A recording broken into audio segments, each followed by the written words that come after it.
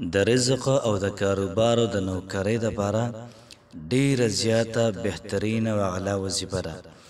د وظیفه په دنیا کې د دې وظیفې نه بله اثرناکه وظیفه دا محترمو د رزق باره کې، د کاروبار باره کې، نوکرۍ باره کې دا بله نشته دی، پرسکونه زندګۍ باره کې. او دا وظیفه مولانا انور شاه کشمیری رحمت الله علیه دا محترم په خپل کتاب کې د هغه لیکلې ده.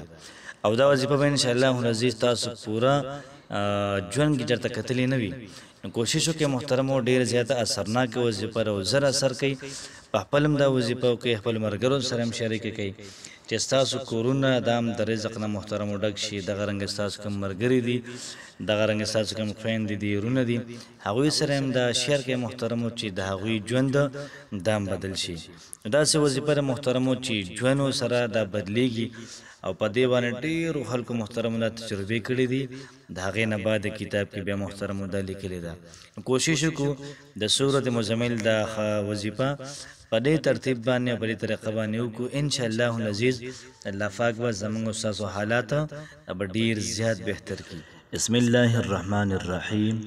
شروع کوم د ډېر زیات بخونکي او د ډېر زیات مهربان رب په نوم باندې. السلام علیکم ورحمت الله وبرکاته.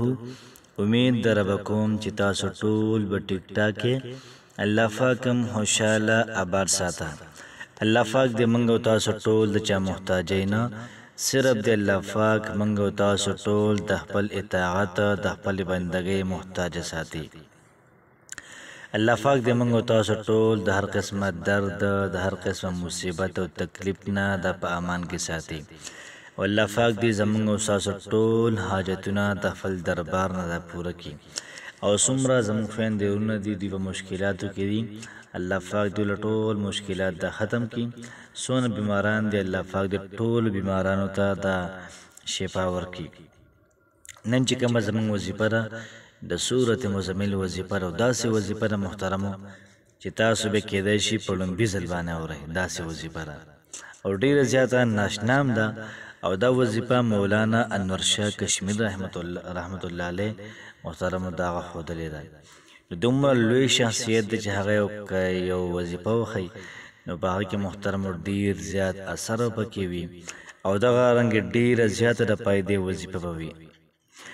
وظیفې محترمو دې لپاره ښودلې ده چې کوم زموږ وروڼه داسې وي یا کوم زموږ خویندې وي د هغوی خاوندان داسې وي چې هغوی ته روزګار نه میلاویږي، هغوی ته حلال کاروبار نه میلاویږي. نو د حلال کاروبار دپاره د روزګار دپاره د سورت مزمل دا وظیفه شروع کی. په یو څو ورځو کې محترم الله پاک حالات دا بدل کی.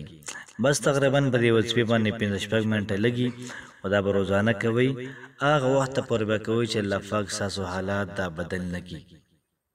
دغه رنګه محترمه فرمایي چې کوم سړی وایي چې ما ته الله پاک د غیب نه رزق راکړي، داسې رزق د الله پاک ما راکړي چې هغې ته ویل کېږي من حیث لا یحتسب، چې زما وهم و ګمان کې نه وي داسې طرف نه د الله پاک ما رزق راکړي. نو دوی له پکار چې دوی د سورت مزمل دا وظیفه دې وکړي. انشاءالله العزیز الله پاک به رزق هم ورکړي، الله پاک به له روزګار هم ورکړي. دغه رنګې کاروبار دی په ټپه روان دی یا نشته دی، الله پاک به له بهترین کاروبار محترمه دا ورکړي. فرمایي چې زموږ هغه غرونه هغه خویندې چې هغوی ډګریانې دا ګرځئ نوکریو ته نه میلاویږي، نو که دوی د صورت مزمل دا وظیفه شروع کړي انشاءالله العزیز الله پاک به له په ښکلي ځای کې ښکلی مزیدار اغلا جاب محترمو دا ورکړي. دغه رنګې په دنیا کې وخت موږ تېرو نو د پرسکون زندګۍ دپاره د سورت المزمل دا ختم دا پکار ده محترمو. چې سورت مزمل دا ختم کوي او دا وظیفه کوي الله پاک به په کور کې سکون راولي، الله پاک به په کور کې ډېر زیات بهترین حالات محترمه دا به راولي. نو وظیفه زموږ داسې ده لږ ترتیب باندې ځان پوه کړئ انشاءالله العزیز ډېره زیاته اسانه ده. زموږ د وظیفې ترتیب به دا وي چې کله څوک دا وظیفه کول غواړي نو مکمل یقین سره دې دا وظیفه وکړي. انشاءالله العزیز الله پاک بولا بهترین رزق، بهترین کاروبار، بهترین نوکری ورکولا. او دغه رنګې پرسکونه زندګي ول الله پاک ورکړي. نو وظیفې نه مخکې شرطونه دا شو چې موږ به 15 وخته مونځ کوو او دغه رنګې د قرآن مجید تلاوت به کوو او ورسره محترمو روزانه به 100 پیرې استغفار وایو. دا محترمو د دې وظیفې پرې شو. طریقه کار به د دې وظیفې داسې وي چې کله موږ سارې مانځه لپاره جومات ته لاړ شو نو موږ چې کله سنت وکړو نو د سنتو نه بعد به 3 پیرې درود شریف وایو. بیا به دا وظیفه وکړو، بیا به 3 پیرې درود شریف وایو او بیا محترمه دعا وکړو. نو وظیفه به داسې وي چې موږ به 3 پیرې درود شریف وایو، بیا به د هغې نه بعد 1 پیره سورت مزمل به وایو، 1 پیره.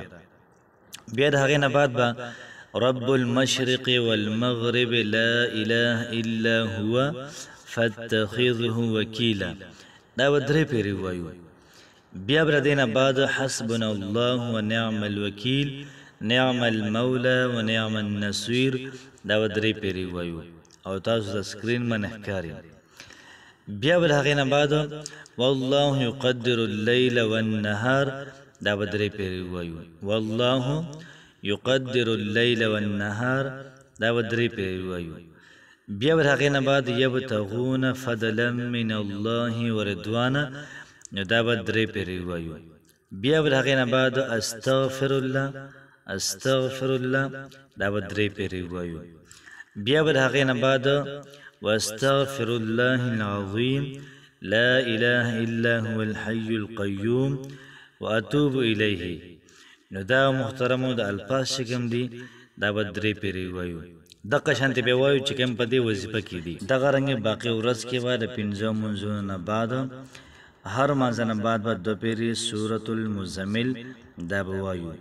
د برني هدایت مطابق په دې طریقه باندې به د سورة مزمل 11 پیرې دا به د ورځې راشي.